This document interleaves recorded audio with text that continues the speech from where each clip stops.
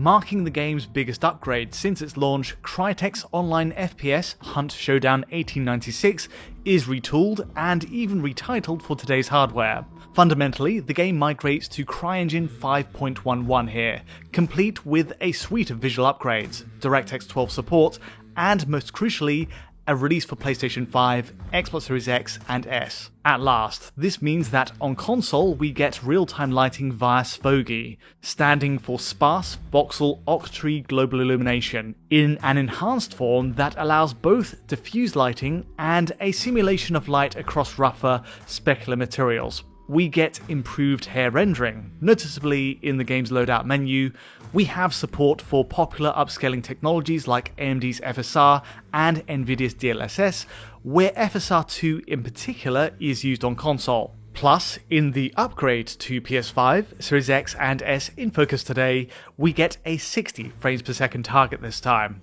Double that of the 30 FPS, of course, on all last-gen PS4 and Xbox One machines. So the questions here are quite simple. What's the state of this latest CryEngine effort on today's best consoles?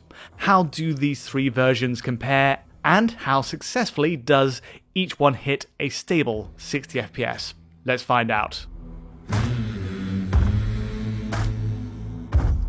To the comparisons, and first, let's check out the resolution setups for each console. Hunt Showdown 1896 uses a fixed resolution target on all platforms, with no dynamic scaling involved. It's much like the last gen console releases in that sense. To hit a higher 60 FPS goal though, the targets for resolution do change on current gen machines. On Series X we have 1440p as the set internal target, which is then scaled up to 4K using AMD's FSR2.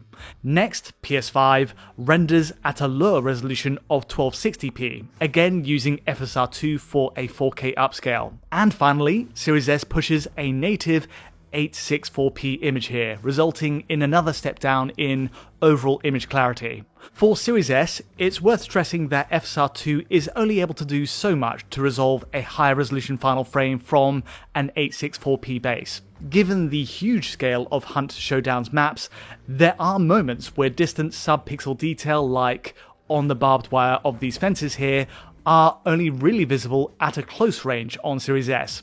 Gets close enough and that detail starts to materialize. Also, the fact that DRS isn't currently used on any machine here does have some bearing on performance, notably on Series X, which does struggle to support all its new CryEngine features at that fixed 1440p. More on that in a moment.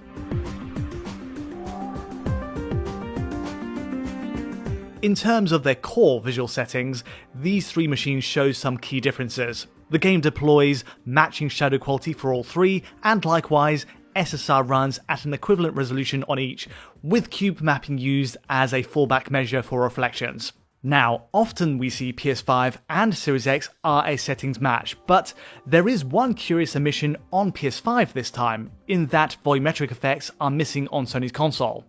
Even Series S has these enabled, where it's hard to miss these long streaks of light piercing through the cracks of barns, alighting the dust in the center, all of which is present on both Xbox consoles.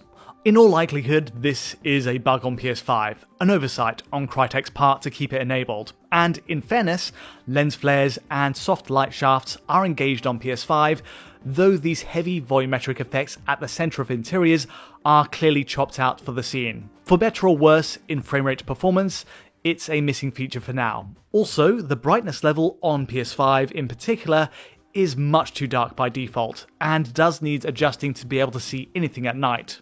Otherwise though, and besides the missing volumetric effects, the gamma difference, and the different resolutions, 1260p versus 1440p, PS5 and Series X are a match in core settings.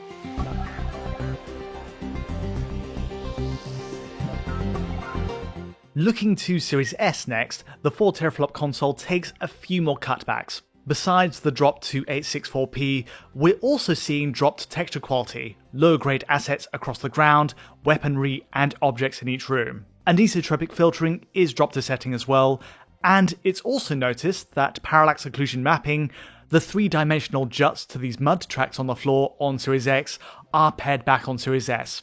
The result is a flatter terrain ahead of this swamp area on Series S with less definition overall. The volumetric lighting, you might have noticed, is also reduced in resolution compared to the 12 teraflop machine. Beyond that, Series S also drops the draw distance setting for upcoming foliage, and so in this walk ahead, zoomed in, you'll notice more elements popping in. Finally, we also see the quality of alpha transparencies, especially for fire, are dropped to setting. On the whole though, it does still hold up well by comparison, and many of these drop settings are hidden by the fact that it's viewed through a lower resolution window. Moving on to performance, Hunt Showdown 1896 targets 60 frames per second on all three consoles. There's no mode toggle in this case, no optional 30 FPS fidelity mode as is the trend, you get one way to play. The hope then is that a concerted push for one mode yields a more tightly optimized experience, except looking at Series X, that's not quite the case. Series X is the worst performer of the three overall. You do get to 60 FPS most of the time, but it's punctuated by clear, obvious drops during play. Firstly, at times when switching to the dark sight vision mode, a major game mechanic used to track down clues and enemies, you'll incur a momentary blip. A cluster of frames are dropped in each transition between view mode, essentially, similar to what we saw on last-gen consoles. More glaring still though is that while looking directly at a target while in dark sight view, you'll notice heavy drops on Series X with lurches down to the 45 to 60 FPS range. The erratic frame time and repeat pattern of drops here do point to a potential CPU bottleneck, given that extra world detail is suddenly rendered through walls. It's a shame to see such an easy way to trigger drops, given that using dark sight is crucial to victory. A VRR display will of course help to perceptually smooth out these drops, given that they rarely go below 45 FPS, but that's not a luxury available to everyone. Likewise, Series X has issues in general open field play.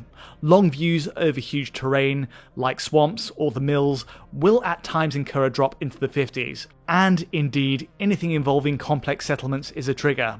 It's not always the case, and typically it will hold at 60 FPS, but drops happen often enough to distract. Even scoping with a long-range rifle, quickly zooming in and out again across the map, cues a sudden drop as the renderer adjusts, to draw in more detail. And finally, sudden bursts of alpha effects, like fire, blood, or swarms of insects, will drop Series X into the 50 to 60 FPS region as well. Again, VRR will save the day for this range of frame rate, but for those without, the machine is clearly struggling against the characteristics of the engine. It's worth noting that in every case where there's a drop, also expect some screen tearing right at the top of the display on both Xbox consoles.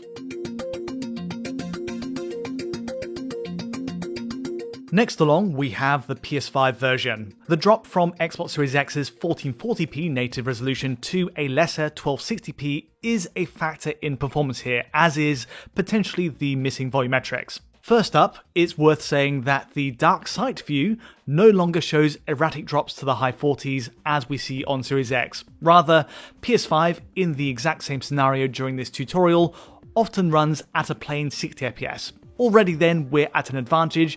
Jumping in and out of this view incurs fewer drops on Sony's machine, and where they do appear, they're less drastic. Now, it's not a perfect delivery by any means, and I've spotted instances where PS5 still drops when stood right next to a target or a clue in dark sight mode, down to the 50 FPS line with a similar wild frame time reading as we saw on Series X. Still, in more cases than not, it's a night and day difference in PS5's favour. Next along, there's the broad long views of swamps and outposts, and in this matching shot, PS5 again clears this route at a clean 60 FPS, where Series X dropped to 55 FPS.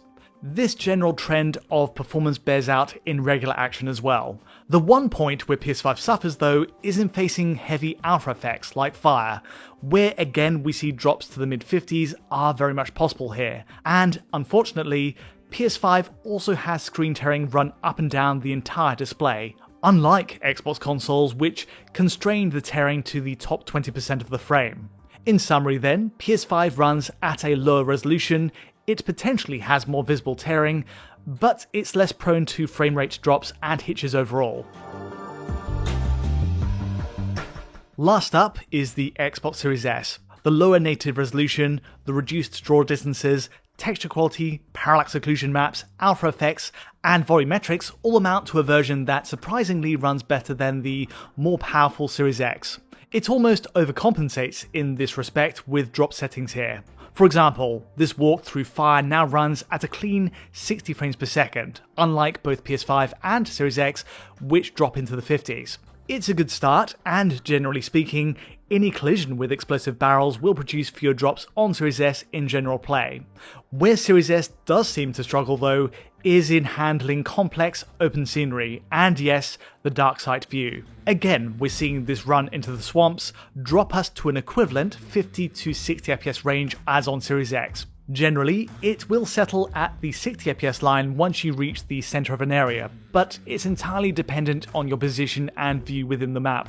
In a similar vein, the dark sight view will produce drops to 50 FPS while near a target, slightly better than Series X, but some distance from PS5's smoother performance. On balance, Series S has its own pros and cons.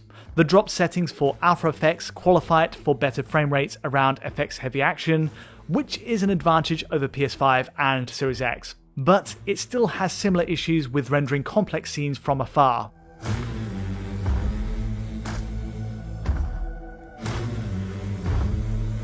On balance, Hunt Showdown 1896's reinvention for current-gen machines is a mixed bag.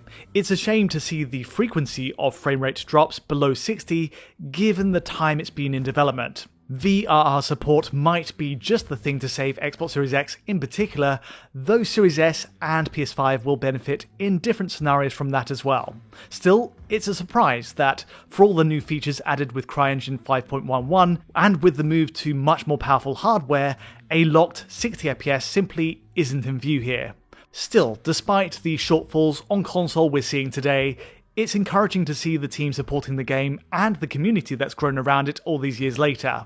With that in mind, I really do hope that Crytek is able to keep pushing here and eventually tighten up the results we're seeing. But that's all from me today.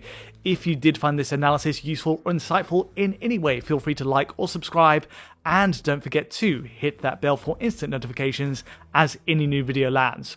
To get a high quality version of this video and many more, check out our Patreon at digitalfoundry.net, and to get in touch directly, you know where to find me. But from me for now, thanks for watching.